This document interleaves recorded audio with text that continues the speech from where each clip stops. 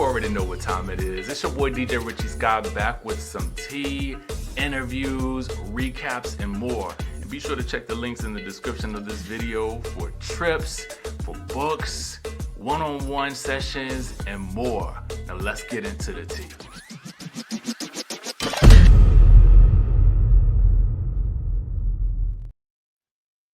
Well, it's always inevitable that when someone blows up on a reality TV show, or they just happen to be featured or become a part of a major franchise, here come the lawsuits. We're going to talk about the lawsuit in particular, and we got some more tea, but I first think that we need to get into some good news. So if you are interested in reality TV related content with a sprinkle of joy, okay, for today, make sure you guys hit that like button, hit the subscribe button, and let's get into it. All right.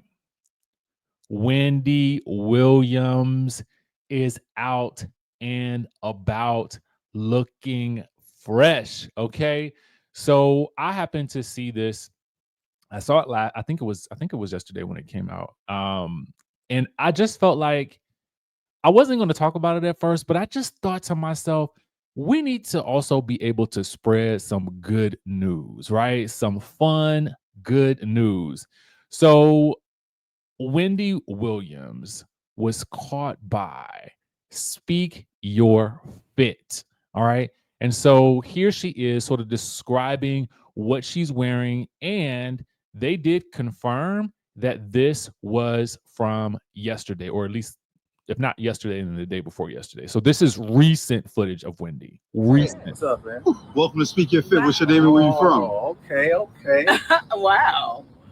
I'm Wendy Williams, the one and only. Hello. I'm from here, right here in New York City. Big Apple. We got. I mean, number one, we see her standing, right? There have been plenty of times when we've seen her, in her chair or sort of being like escorted. But Wendy is just literally standing, looking good, sounding coherent. I mean, I am happy to see this. Honestly, it just brought me so much joy. I could not help but share the good news. In case y'all have been under a rock and you had not seen this, she does go on to describe her fit and sort of give you a bit of tea about how she put the look together. It just made me feel good. So I wanted to pass that on along to you guys. There is so much in the world out there that, sometimes feels like really, really negative. But I often think that if we have the opportunity to also share some good news, then we do so as well. All right. So with that being stated, let's go ahead and get into the tea. Okay. As I mentioned in the beginning of this video, whenever a reality TV star joins a hit franchise, we unfortunately have to get into the lawsuits. And Kelly Forel is no stranger to this. Although I do joke about her being a ride-along on The Real Housewives of Atlanta, because I feel like at times she tends to ride along with another character and she rides along with their issues. So she's often seen riding along in different directions. But that doesn't mean that I don't see her value on the show. I think she's a successful businesswoman. I think she's beautiful. She's obviously a great mom. She's clearly been through a lot and has a personal story that I think will resonate with a lot of women and maybe some men too. And then raising her daughters literally by herself, all while building a waffle empire. Like, we also still have to give her props. So I can critique some of the things that I felt like may have been missteps, but I also see a successful businesswoman. And here is the thing. She is fighting against the odds, right? Because this whole divorce situation has definitely taken a toll on her. But here we go with the drama. According to Us Weekly, the Waffle Queen is being sued by a debt collector for a 5-figure sum. Navy Federal Credit Union has filed a complaint against Kelly on May 5th, claiming that she owes upwards of $26,000. All right. Now, they said that they've demanded payment from Kelly multiple times, but she has failed to cough up the coins. Now they're requesting that she pay the outstanding balance plus additional attorney's fees. Now, according to Kelly's representatives, she was never actually officially served by the credit union. And they say that the account that they're referring to was shared with her ex-husband, Shuvalo Mark Forel. They stated he's going through bankruptcy and declined to comment further on the matter. Now, Us did reach out to her ex. His rep claimed he was removed from all joint accounts and ventures with Kelly and is unaware of any loans or transactions initiated by her. They also claim that he is not named in the lawsuit, only Kelly is. My first thought when I first saw this story was that this probably had something to do with something that was held jointly between her and her ex-husband.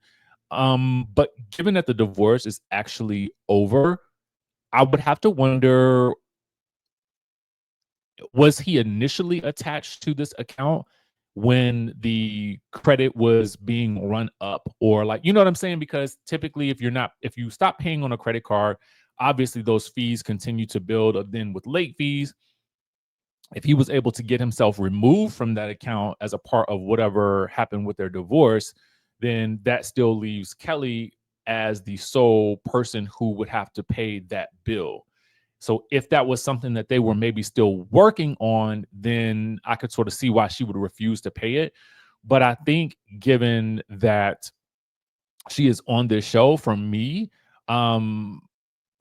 there might be a situation where I'm calling into the credit union and I'm working through this situation, because for them to have taken this to court, that would also seem to, in my mind, signal that there was absolutely zero communication with the debt, with the debt company to resolve it. Because in my mind, you get a debt, you find out that you're in debt about something, and then you work to figure it out. Sometimes these things can go unnoticed, but when they get to the point where they're filing lawsuits, then it's pretty serious at this point. So it's $26,000 for someone like Kelly, who seems to be able to, wheel and deal and maneuver. This probably will be easy to settle, but it just really kind of goes into this idea that, listen, we all got debts. Okay, everybody got them. Hopefully she can get this resolved quick, fast, and in a hurry. But this comes along with the territory with people who are doing reality TV. And so you just kind of have to be mindful of those things. But I would also say that these things can also come with the territory when you are going through a divorce, as we have seen over and over and over again. Hopefully she gets this matter resolved sooner than later. All right, let's move on, because we have one more story that we need to talk about, and that is a little bit of wrap up from the Shemia versus Britt Edie. Shemia had done quite a bit of press with regards to her falling out with Britt before we actually saw it on the screen. And we all heard Shemia talk about how Britt has spoken about her daughter. Well, the statement seemed more about Shemia as a mother, which I'm not saying makes it any better, because clearly, like as I've stated before, when someone says child, then they automatically hear you're talking about my child and you're not talking about me, right? So someone says, no, Britt, when you become a mom, because we talked about Britt's, statement about F Shemia, right? So someone says, no, Britt, when you become a mom, you will feel differently about this. I promise you will. When you come on this show, all the girls go low, but they never attack each other's children.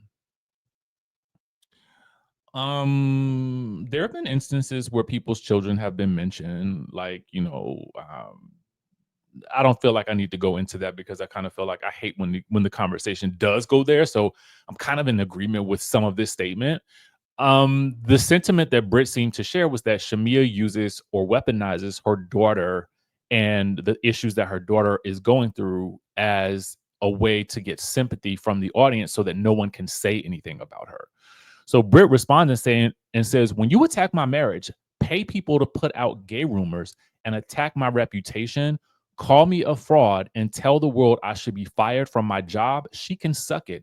I attacked her parenting, simple as that. Someone else then says, no, Britt, you were wrong for bringing up her child, period. No one is saying Shemia is perfect, but you do not bring up people's children. Britt says, I never spoke ill on any housewives in the media and took the high road. That horror came from me in every media outlet, and I still didn't speak on her. And so this is the original comment, as you can see, from Jesse Wu. We did see this on Threads, where Jesse said, I don't understand why Britt felt the need to bring up Shemia's daughter at all, insinuating that Shemia was lying about her daughter's illness. Shemia has amazing self-control because baby.